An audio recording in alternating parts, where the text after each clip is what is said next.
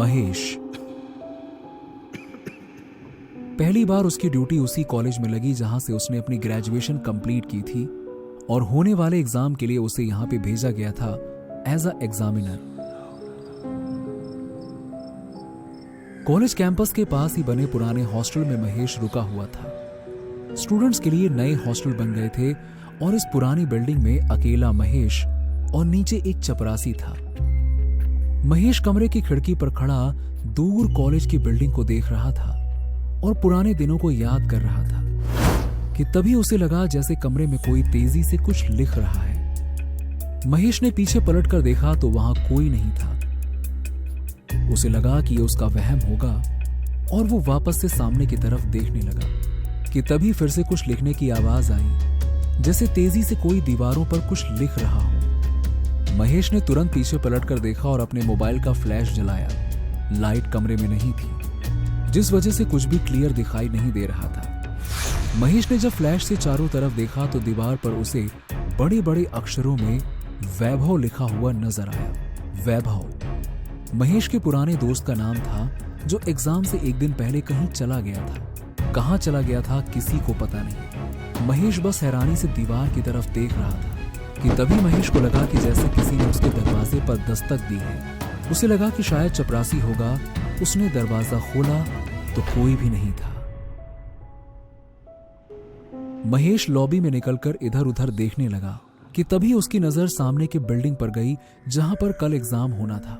महेश को लगा जैसे वहां पर लाइट जल रही है और 2-3 साए जल्दी से इधर से उधर भागते हुए नजर आए। इस वक्त बिल्डिंग में ये कौन है और लाइट वो भी उस कमरे में? कहीं ऐसा तो नहीं कि कोई क्वेश्चन पेपर चुराने के इरादे से आया है या चीटिंग का सामान छुपाने के लिए?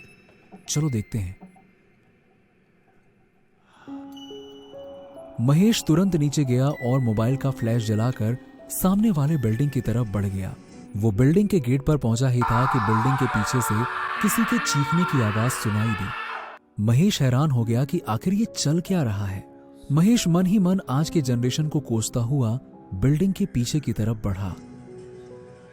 कांटेदार झाड़ियां और पत्थर से होते हुए वो जैसे तैसे बिल्डिंग के पीछे गया तो उसने देखा कि पीछे कोई भी नहीं था, लेकिन उसे एक पत्थर पर बहुत सारा खून नजर आया। महेश ने घबराकर ऊपर की तरफ देखा। ऊपर कमरे की खिड़की खुली हुई थी और उस खिड़की से जैसे कोई झांक कर देख रहा था। महेश ने जैसे ही ऊपर देखा तो वहां जो कोई भी था वो अंदर चला गया। महेश वापस आया और सीढ़ियों से होते हुए जल्दी जल्दी तीसरे फ्लोर पर गया जिस कमरे से लाइट आ रही थी।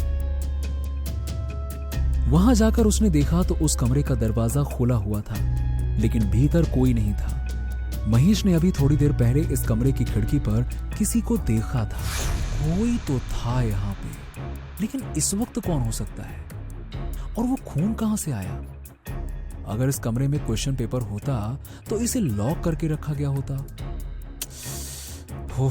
शायद मैं कुछ ज्यादा ही सोच रहा हूं, लेकिन फिर भी एक बार तो देखना बनता ही है।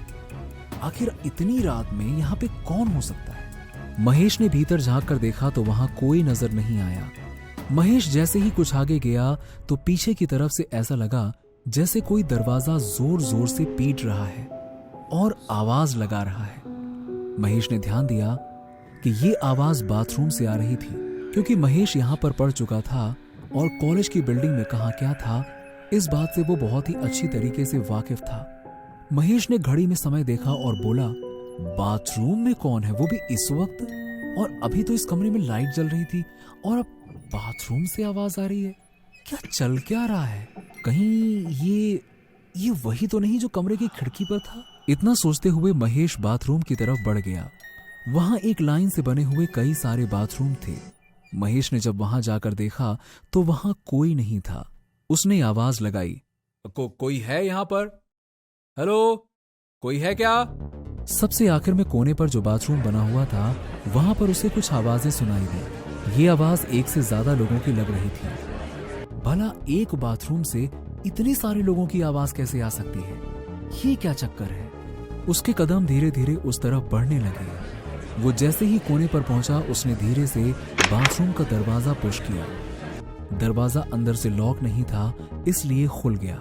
अंदर का नजारा देखकर महेश के होश उड़ गए।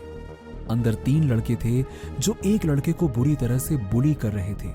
कोई उसकी शर्ट खींच रहा था तो कोई उसे इधर उधर से छेड़ रहा था।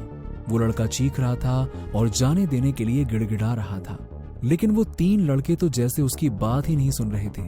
ये देखते ही महेश पसीना पसीना हो गया। वो वहां मौजूद हर एक लड़के के चेहरे को गौर से देखने लगा। ये लड़के कोई और नहीं बल्कि उसके साथ पढ़ने वाले उसके क्लासमेट और दोस्त थे, और जिस लड़के के साथ वो लोग बदतमीजी कर रहे थे वो महेश का एक दोस्त वैभव था। महेश को ऐसा लगा जैसे वो समय में पीछे चला गया है। एग्जाम से एक दिन पहले की बात थी। ठीक इसी तरीके से रात का समय था जब महेश को रिस्पॉन्सिबिलिटी मिली थी कि रात के समय बिल्डिंग का इंस्पेक्शन कर ले। महेश जब इंस्पेक्शन करके लौट रहा था तब उसे बाथरूम से किसी के चीखने चिल्लाने की आवाज आई। महेश ने जब जाकर देखा तो वो लड़के महेश के दोस्त वैभव के साथ बदतमीजी कर रहे थे। महेश ने जब उन्हें समझाना चाहा तो उन लोगों ने कहा कि अरे हम तो नॉर्मल हंसी मजाक कर रहे हैं, अरे महेश तुम जाओ और अपना काम करो। महेश को लगा कि जैसे पहले भी वैभव के साथ ये लोग मस्ती मजाक करते थे वैसे ही कुछ होगा, इसीलिए महेश ने ज्यादा सीन क्रिएट नहीं किया और लौट गया।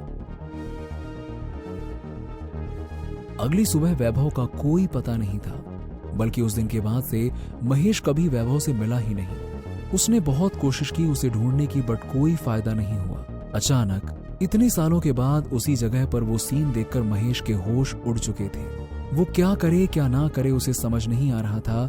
वो उल्टे पैर वहां से गिरते पड़ते भागा, लेकिन जैसे ही वो एग्जामिनेशन हॉल के बाहर पहुंचा उसने देखा वही 3 लड़के एग्जामिनेशन हॉल में वैभव को खिड़की के पास लेकर खड़े हैं और उसे लटका कर रखा है।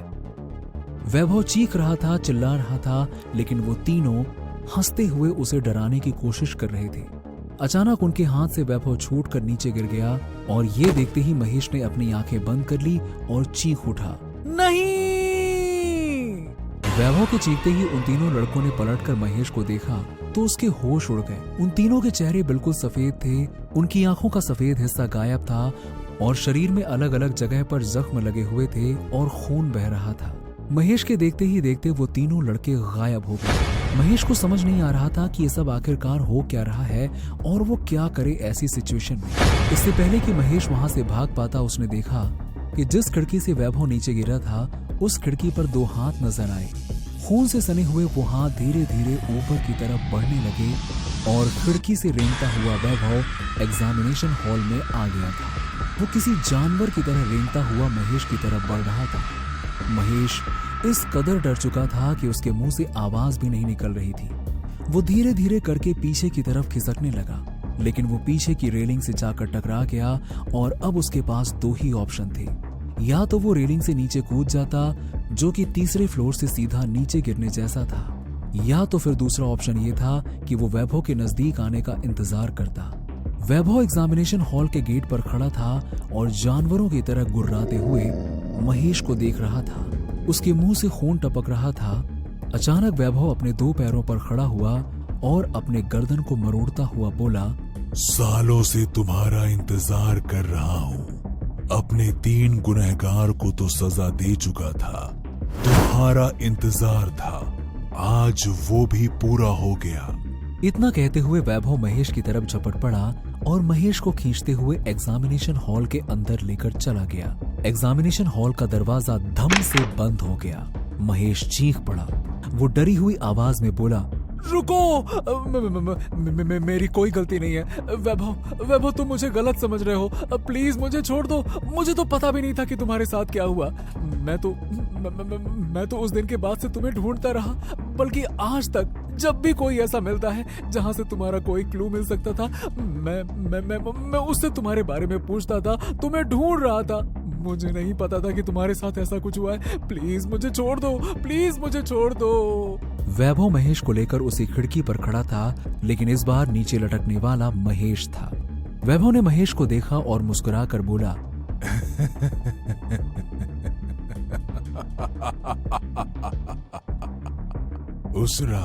उस रात अगर तुमने उन तीनों से मुझे बचाया होता तो आज मैं जिंदा होता और तुम्हारी तरह अच्छी जिंदगी जी रहा होता, लेकिन तुमने मुझे मरने के लिए छोड़ दिया और तुम चले गए।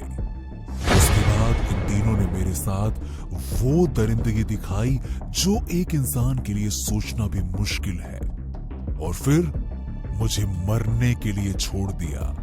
इतना ही नहीं, मेरी लाश भी किसी को नहीं मिलने दी, क्योंकि मुझे यहां से गिरने के बाद उन तीनों ने मेरी लाश को ही गायब कर दिया। लेकिन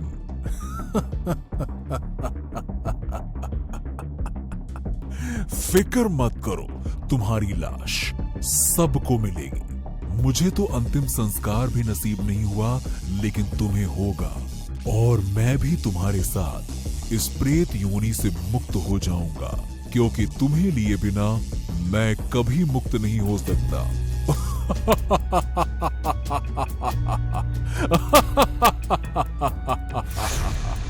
इतना कहते हुए वैभव ठहाके लगाकर हंसने लगा और एकदम से महेश की चीख की आवाज गूंज गई, जो पियून को भी सुनाई दी। वो पियून घबराता हुआ उस बिल्डिंग में गया,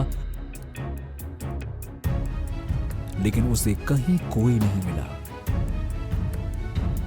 अगली सुबह महेश की लाश खून से सनी हुई कॉलेज बिल्डिंग के पीछे चट्टान पर गिरी हुई मिली, जिसे देखकर सब हैरान थे कि आखिर महेश यहां क्या करने आया था।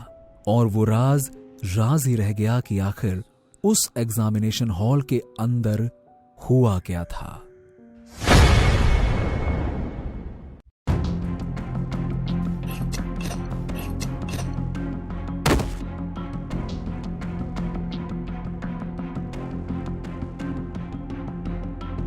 राज एक बहुत अमीर घर से ताल्लुक रखता था। कुछ ही दिन बाद उसकी शादी होने वाली थी और वो अपनी बैचलर पार्टी मनाने अपने एक फार्म हाउस पर जाना चाहता था। पापा, मुझे हमारे फार्म हाउस पर जाना है। क्यों? बैचलर पार्टी करने। पर तुझे पता है ना कि तेरे दादा हमेशा वहां जाने से मना करते थे। हाँ, तो इसीलिए तो कह रहा हूँ, क्योंकि अब दादाजी इस दुनिया में नहीं है। मैं तुझे रोकूंगा नहीं, पर फिर भी बड़े बूढ़ों की बात माननी चाहिए। हो सके तो मत जाना वहां। ओके पापा। इंसान वही करता है जिस काम से उसे रोका जाता है, और ठीक इसीलिए राज भी फार्म हाउस पर जाने के लिए उतावला था। वो अपने 3 दोस्तों अनुपम, गगन और करण के साथ फार्म हाउस में बैचलर पार्टी करने के लिए निकल जाता है। ये कौन सा फार्म हाउस है जिसके बारे में हम लोगों को कुछ पता ही नहीं? हाँ यार, इसके पहले तो इसके बारे में तेरे मुंह से कभी नहीं सुना। अरे है एक, क्या बताऊं बस। दादाजी ने सबको मना कर रखा था वहां जाने से। पर क्यों? पता नहीं। क्योंकि वहां भूत है। अरे पागल है क्या? अरे तुम लोग आराम से बैठो, वरना एक्सीडेंट हो जाएगा। थोड़ी देर बाद वो लोग फार्म हाउस पहुंच जाते हैं। फार्म हाउस के बाहर उनका नौकर पप्पू बैठा था, जो उनको देखकर ऐसे हैरान हो गया जैसे उसने कोई भूत देख लिया हो। आप इतने हैरान क्यों हैं? नहीं, कुछ नहीं। वो बस मुझे लगा था कि आपके घर से यहाँ कभी कोई नहीं आएगा, पर आप तो बड़े निडर निकले। इसमें निडर होने वाली क्या बात है? नहीं, कुछ नहीं, ऐसे ही कहा मैंने। इस फार्म हाउस के पीछे क्या है? एक पुराना कब्रिस्तान, जहां अब किसी को नहीं दफनाया जाता। कब्रिस्तान? अरे यार राज, तू कैसी जगह लेकर आया है? अरे बकवास मत कर डरपोक, चल अंदर। वो लोग अंदर जाते हैं। फार्म हाउस अंदर से बहुत डरावना लग रहा था, क्योंकि कई दशकों से वहां कोई नहीं आया था। चारों तरफ जाले लगे थे और वहां एक अजीब सी बदबू आ रही थी। राज पप्पू से साफ सफाई करने को कहता है और साथ ही वो लोग अपनी पार्टी की तैयारी करने लगते हैं। तुम लोग काम करो, मैं वॉशरूम होकर आता हूँ। ठीक है। राज वॉशरूम ढूंढ रहा होता है और तभी उसे किसी औरत के पायल की आवाज आती है। वो बिना कुछ सोचे समझे उस आवाज की तरफ जाने लगता है। वो आवाज उसे अपने साथ बाहर ले जा रही थी, पर तभी पप्पू उसे पीछे से आवाज देकर रोक लेता है। अरे साहब, वॉशरूम उधर है, आप बाहर कहाँ जा रहे हैं? अरे मुझे ऐसा लगा जैसे कोई औरत चल रही हो। एक पायल की आवाज सुनाई दे रही थी। चुप कर जा यार, फालतू में हमें डरा मत। अरे मैं सच बोल रहा हूँ। हाँ हाँ ठीक है, सच बोल रहा है। अब जा वॉशरूम जा। हे भगवान, जिसका डर था वही हो रहा है। हमारी रक्षा करना। राज वॉशरूम जाता है तो वहां भी उसे आईने में एक साया नजर आता है, पर इस बार वो बाहर आकर किसी को कुछ नहीं बताता, क्योंकि उसे पता था वो लोग इसे भी मजाक समझेंगे। साफ सफाई हो चुकी थी और अब वो लोग पार्टी शुरू करते हैं। पप्पू खाना बनाने लगता है और वो लोग म्यूजिक बजाकर नाचने लगते हैं। तभी अचानक ऊपर लगा एक बड़ा सा झूमर बहुत तेजी से हिलने लगता है। पहले तो उन लोगों को कोई खबर नहीं होती, क्योंकि वो लोग नाचने में मस्त होते हैं, पर अचानक अनुपम की नजर उस झूमर पर पड़ती है। अरे ये झूमर इतनी तेजी से क्यों हिल रहा है? हवा से हिल रहा होगा यार। अबे करण, तू पागल है क्या? कोई खिड़की दरवाजा नहीं खुला है, तो हवा कहाँ से आएगी? इसके नीचे से हटो, कहीं ये गिर ना जाए। वो चारों जैसे ही उसके नीचे से हटते हैं, तभी वो झूमर एक जोरदार आवाज के साथ जमीन पर आ गिरता है। वो सब सहम जाते हैं। पप्पू भी किचन से बाहर भागता हुआ आता है और ये देखकर वो भी बहुत घबरा जाता है। आप लोग यहाँ से चले जाइए, वरना बहुत बुरा होगा। क्या बकवास कर रहे हो तुम? हाँ छोटे मालिक, आपको शायद किसी ने बताया नहीं, पर यहाँ एक कलहरी डायन रहती है। वो आप लोगों को मार डालेगी। क्या? डायन? अच्छा, तो तू अभी तक जिंदा कैसे है? अरे झूमर के स्क्रूज ढीले हो गए होंगे, इसीलिए गिर गया। इसमें डायन कहाँ से आ गई? पर छोटे मालिक। पर छोड़, जा और जाकर खाना बना।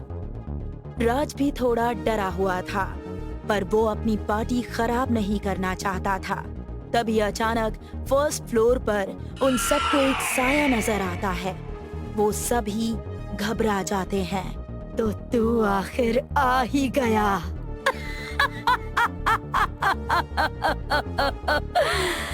अब मैं तुझे नहीं छोड़ूंगी। ओह शिट, ये क्या है? क्या ये उसी डायन का साया है जिसकी बात तुम्हारा नौकर कर रहा था राज? पप्पू, पप्पू, अरे ये पप्पू कहाँ मर गया? वो लोग भागते हुए किचन में पहुंचते हैं तो किचन में कोई नहीं था और किचन की खिड़की खुली हुई थी। वो लोग समझ गए कि पप्पू भाग गया है। ये साला पप्पू तो बड़ा नमक हराम निकला, भाग गया। वो लोग उस खिड़की की तरफ जाते हैं तो वो एकदम बंद हो जाती है। अब वो सभी ज्यादा डर जाते हैं और डरते डरते बाहर आते हैं। बाहर वो कलहरी डायन उनके सामने खड़ी थी। उसका रूप ऐसा खतरनाक था कि अच्छे अच्छों के पसीने छूट जाएं। काले लंबे खुले हुए बाल, बड़े बड़े दांत और नाखून और आंखों से बहता हुआ खून। हम कोई पार्टी नहीं करेंगे, हम जा रहे हैं यहाँ से बस। कलहरी डायन उसका कोई जवाब नहीं देती और वो बहुत जोर से चीखती है, जिससे चारों लोग सामने की दीवार से टकराकर जमीन पर गिर जाते हैं। वो लोग भागने की कोशिश करते हैं, पर फार्म हाउस का कोई खिड़की दरवाजा नहीं खुलता। तभी वो कलहरी डायन राज के पास आती है और उसे गले से पकड़कर हवा में उड़ाने लगती है। वो अपने बड़े बड़े दांतों से उसके गले में काटने ही वाली थी कि तभी अचानक फार्म हाउस का दरवाजा खुलता है और पप्पू एक तांत्रिक के साथ वहां खड़ा होता है। तांत्रिक बिना देर किए मंत्र पढ़कर गंगा जल उस डायन के ऊपर छिड़कता है, जिससे वो एकदम नीचे गिर पड़ती है। उसी के साथ राज भी गिरता है। तांत्रिक आगे बढ़ता हुआ आता है और कलहरी डायन को अपने वश में कर लेता है। मुझे तो लगा था तू भाग गया पप्पू। नहीं छोटे मालिक, मैंने आपके घर का नमक खाया है। मैं तो बाबा जी को बुलाने गया था क्योंकि मैं समझ गया था कि अब यहाँ क्या हो रहा है। बता, तू इन लोगों को क्यों मारना चाहती है? इन सबको नहीं, सिर्फ इसको। मैंने तुम्हारा क्या बिगाड़ा है? मैं तो यहाँ पहली बार आया हूँ।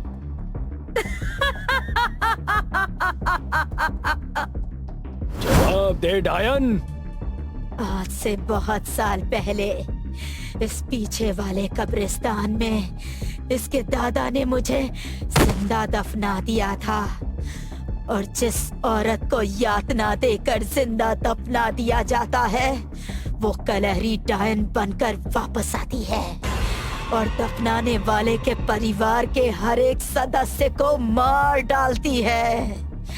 मैंने इसकी दादी को तो मार दिया था, पर फिर उसके बाद ये सब लोग यहाँ से चले गए।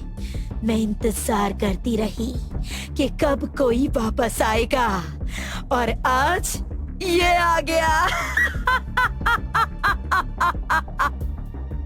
मेरे दादा की गलती की सजा तुम मुझे दोगी? डायन में भावनाएं नहीं होती, इससे बात करने का कोई फायदा नहीं। मैं इसे रोकता हूँ। तुम लोग जाओ और इसकी कब्र को ढूंढकर इसके कंकाल को जला दो। ये सुनकर कलहरी डायन बहुत तेज चीखती है। अचानक मौसम बदल जाता है, बिजली कड़कने लगती है और बारिश होने लगती है। वो लोग कब्रिस्तान में जाकर उसकी कब्र ढूंढने लगते हैं। थोड़ी ही देर गुजरती है और कलहरी डायन तांत्रिक के वश से निकल जाती है। वो सीधे कब्रिस्तान में पहुंचती है और राज को पकड़कर हवा में उड़ाने लगती है। वो उसको मारने ही वाली होती है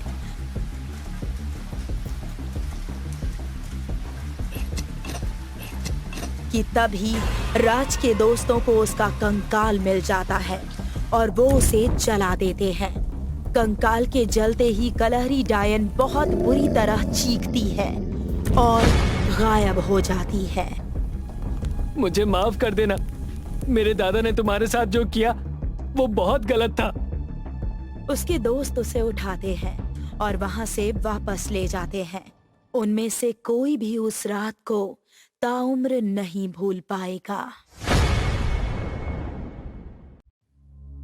मनी पटियाला शहर में रहने वाला एक व्यक्ति है। एक दिन मनी किसी काम से अपने घर के पास वाले मॉल में कुछ खरीदने जाता है, और जैसे ही वो सामान खरीदकर निकलने लगता है तो मॉल का मैनेजर उसे कहता है, सर, आप हमारे लकी कस्टमर हैं, इसीलिए आपको हमारे आलीशान होटल में 3 दिन और 2 रातें रुकने का मौका मिला है जी, वो भी फ्री में। आप अपने साथ अपना एक कोई भी दोस्त लेकर जा सकते हैं, उसको भी ये सेवा बिल्कुल फ्री में दी जाएगी। अरे सर, धन्यवाद। सर, आपका ये होटल कहाँ पर है? ओ सर, हमारा होटल गोविंदगढ़ में है। सर, आपको आज ही गोविंदगढ़ के लिए निकलना होगा क्योंकि ये ऑफर शुरू हो चुका है। जी सर, मैं अभी ही आधे घंटे में गोविंदगढ़ के लिए निकल जाता हूँ, ठीक है? मनी मैनेजर की बातें सुनकर बहुत खुश हो जाता है। मनी अपने साथ चलने के लिए अपने बहुत ही अच्छे दोस्त हनी को फोन करता है। और भाई हनी, कैसा है? मैं तो बढ़िया हूँ। भाई तू सुना, तूने मुझे आज कैसे याद किया?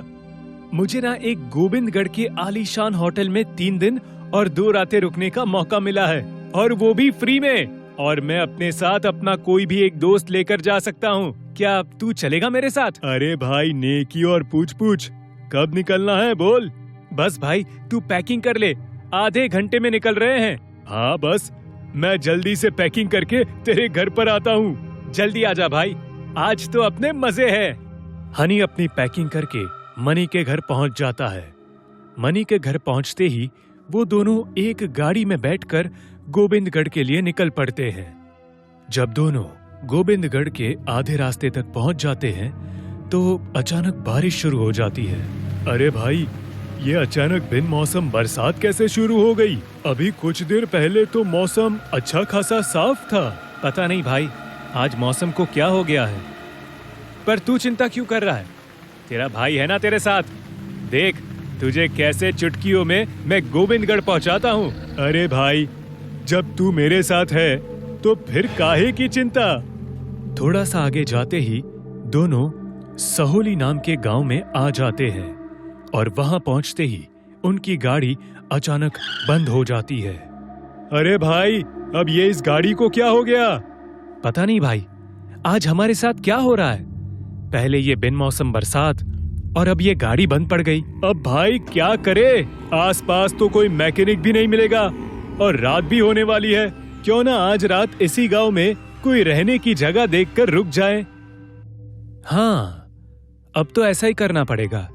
दोनों अपने आसपास देखते हैं। उन्हें एक व्यक्ति वहां से जाता हुआ दिखाई देता है। तो मनी उससे पूछता है कि अरे भाई सुनो, यहाँ आसपास कोई रहने की जगह है क्या जहाँ पर हम दोनों रात गुजार सके? यहाँ पर रहने के लिए एक होटल तो है, पर वहाँ पर रुकना खतरे से खाली नहीं है, क्योंकि वो होटल में कहा जाता है कि अक्सर मुर्दे दिखाई देते हैं जो इंसानों को अपना शिकार बनाते हैं। अरे भाई, क्यों अंधविश्वास फैला रहे हो? ये मुर्दे वुर्दे भूत वगैरह कुछ नहीं होता, सब अंधविश्वास है। अगर तुम लोगों को मरने का शौक है तो जाओ, मुझे क्या। यहाँ से थोड़ा आगे जाओगे तो वो होटल दिख जाएगा। इतना कहते ही वो व्यक्ति वहां से चला जाता है। चल यार मनी, हम चलते हैं। ये तो मुझे कोई पागल लग रहा था। उस व्यक्ति की बातों को अनदेखा करके दोनों उस होटल में पहुंच जाते हैं और जाते ही वहां के मैनेजर से अपने लिए कमरा बुक करने के लिए कहते हैं। सुनो मैनेजर, हम दोनों को आज की रात यहाँ पर गुजारनी है, तो हम दोनों के लिए एक ही कमरा बुक कर दो। और कितने रुपए में रहने के लिए कमरा मिल जाएगा? हमें सिर्फ आज रात के लिए ही चाहिए। सर, यहाँ पर रहना और खाना पीना सब कुछ फ्री है। दोनों मैनेजर की बातें सुनकर बहुत खुश हो जाते हैं। मैनेजर उन दोनों को उनके कमरे की चाबी देता है और उनके सामान को पहुंचाने के लिए अपने एक आदमी को बुलाता है। वो आदमी लंगड़ाते हुए मैनेजर के पास आता है और उन दोनों के सामान को उठाकर उनके कमरे तक पहुंचा देता है। उस मैनेजर को देखकर और वहां पर काम करने वाले कर्मचारियों को देखकर मनी को अजीब सा लगता है। जब दोनों कमरे में बैठे होते हैं तो मनी कहता है कि यार हनी, तुझे कुछ अजीब सा नहीं लग रहा? मतलब कि उस मैनेजर के हाव भाव, इस होटल में काम करने वाले अजीब से कर्मचारी, और उस मैनेजर ने तो हमसे पैसे भी नहीं लिए। अरे यार, तू कुछ ज्यादा ही सोच रहा है। ऐसा कुछ भी नहीं है। गांव में लोग ऐसे ही होते हैं। चल, मुझे तो बहुत भूख लग रही है। मैं मैनेजर को बोल देता हूँ कि हमारे लिए कुछ खाने को भेज दे। हनी खाने के बारे में बोलने के लिए मैनेजर के पास जाता है। सुनो मैनेजर, हमें भूख लगी है, जल्दी से हमारे खाने के लिए कुछ अच्छी सी चीजें भेज दो। जी मालिक, मैं आपके लिए आज ऐसी चीज भेजूंगा जो आपने कभी भी नहीं खाई होगी। हाँ, जल्दी से भेज दो, हमें बहुत भूख लगी है। जी, भूख तो हमें भी बहुत लगी है। आप खाएंगे तभी तो हम खा पाएंगे। क्या मतलब? मालिक, थोड़ी ही देर में आप सब कुछ समझ जाएंगे। आप अपने कमरे में रुकिए, मैं आपके लिए खाना भेजता हूँ। हनी अपने कमरे में चला जाता है। थोड़ी देर बाद होटल का वेटर उन दोनों के लिए खाने के लिए एक डिश लाता है। वो डिश एक बर्तन से ढकी हुई थी। इसमें क्या है? इसमें आपके लिए खाना है। आप इसे देखेंगे तो हमेशा के लिए याद रखेंगे। इतना कहकर वो वेटर वहां से चला जाता है। जब मनी डिश को देखने के लिए बर्तन को वहां से हटाता है तो वहां पर एक लड़की की कटी हुई गर्दन पड़ी होती है। ये देखकर दोनों बहुत डर जाते हैं। ये क्या है? मुझे शुरू से ही इस होटल में कुछ अजीब सा लग रहा था। तू ही मेरी बात पर विश्वास नहीं कर रहा था। हाँ भाई, मेरी ही मती मारी गई थी जो मैंने तेरी बातों पर विश्वास नहीं किया। अब क्या करें? करना क्या है? भागो यहाँ से अपनी जान बचाकर। दोनों अपना सामान उसी कमरे में छोड़कर भागने लगते हैं और भागते हुए होटल के हॉल में पहुंच जाते हैं और देखते हैं कि हर तरफ लाशें ही लाशें पड़ी हैं। अरे भाई, कहाँ मुफ्त के चक्कर में फंस गए? अरे बातें करना छोड़ और भाग यहाँ से, वरना इन लाशों की तरह हम भी लाश बन के पड़े होंगे। दोनों होटल के दरवाजे की ओर भागने की कोशिश करते हैं, पर मैनेजर हाथ में कुल्हाड़ी लेकर वहीं पर खड़ा होता है। मैनेजर पूरी तरह से एक चलते फिरते मुर्दे में बदल चुका था। मैनेजर, तुम्हें ये क्या हो गया? तुम्हारी ये हालत कैसे हो गई? हनी, लगता है ये मर चुका है और मरने के बाद ज़ोंबी बन गया है। अब इस तक हमारी आवाज नहीं पहुंचेगी। हमें यहाँ से किसी भी हालत में निकलना होगा, नहीं तो ये हमें अपनी तरह बना देंगे। जैसे ही दोनों वहाँ से भागने की कोशिश करते हैं, वहाँ से कुछ और मुर्दे आ जाते हैं और वो हनी और मनी दोनों को चारों ओर से घेर लेते हैं और मौका पाकर मैनेजर हनी पर कुल्हाड़ी से हमला कर देता है। हनी! अरे मैनेजर, तुमने ये क्या किया? मेरे दोस्त पर हमला क्यों किया? आखिर क्या बिगाड़ा है हमने तुम्हारा? मनी, मेरे दोस्त, मुझे बचा ले इन मुर्दों से, नहीं तो ये मुझे जान से मार देंगे। जैसे ही मनी हनी को बचाने के लिए आगे बढ़ता है, वैसे ही मैनेजर उस पर भी कुल्हाड़ी से हमला कर देता है और देखते ही देखते मनी वहीं पर मर जाता है। फिर मैनेजर दोबारा हनी पर कुल्हाड़ी से हमला करके उसे भी मार देता है। फिर अगली सुबह होटल के दरवाजे पर दस्तक होती है। कुछ मुसाफिर उस होटल में रुकने के लिए आते हैं। जैसे ही होटल का दरवाजा खुलता है, वो वही मैनेजर जो ज़ोंबी बन चुका था, वो एकदम ठीक हो जाता है और उन मुसाफिरों का स्वागत करता है। नमस्ते सर, स्वागत है आपका हमारे इस आलीशान होटल में। हम आपको ऐसी सर्विस देंगे जैसे आज तक आपको किसी ने भी नहीं दी होगी। जैसे ही मुसाफिर अंदर जाते हैं तो वहां पर सब कुछ ठीक होता है। ना ही कोई लाश होती है और ना ही खून की एक बूंद वहां पर होती है। और हनी और मनी, जिन्हें मुर्दों ने मिलकर मार दिया था, वो भी एकदम ठीक होते हैं और उसी होटल में कर्मचारी बनकर साफ सफाई कर रहे होते हैं।